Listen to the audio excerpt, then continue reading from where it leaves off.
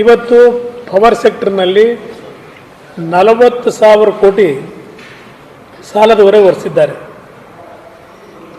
40,000 ಕೋಟಿ. ಕೇಂದ್ರ ಸರ್ಕಾರ ಸಾಲದ ಬಗ್ಗೆ ಮಾತಾಡ್ತಾರೆ.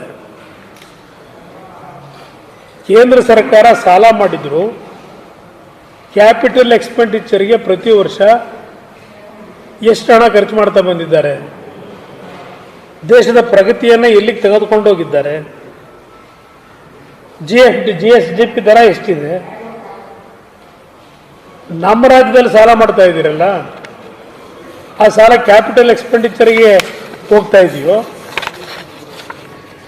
ಇಲ್ಲ ರೆವಿನ್ಯೂ ಎಕ್ಸ್ಪೆಂಡಿಚರ್ಗೆ ಹೋಗ್ತಾ ಇದೆಯೋ ಆ ಸಾಲದವರೆ.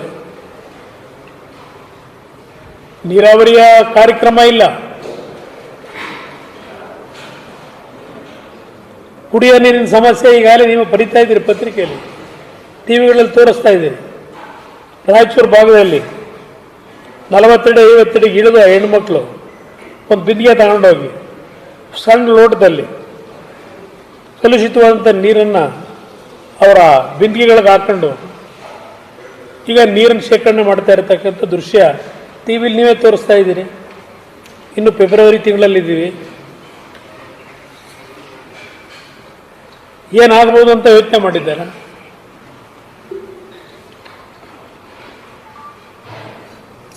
ಇವತ್ತು ವಾಟರ್ ಬಿಲ್ಲು ಜಾಸ್ತಿ ಮಾಡಬೇಕು ಅಂತಾರೆ. ಯಾವುದನ್ನು ಬಿಟ್ಟಿದ್ದೀರಿ ಈಗ ನೀವು? ಇದೆಂಥದೋ ಎ ಖಾತ, ಈ ಖಾತ, ಬಿ ಖಾತೆ,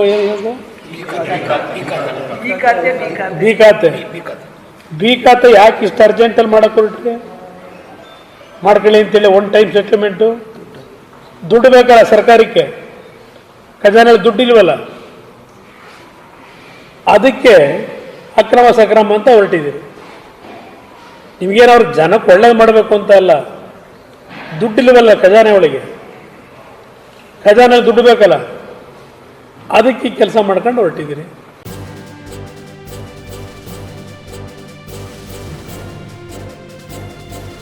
ಇದು ಮಾನವೀಯ ಸಂದೇಶದ ಜನವಾಹಿನಿ.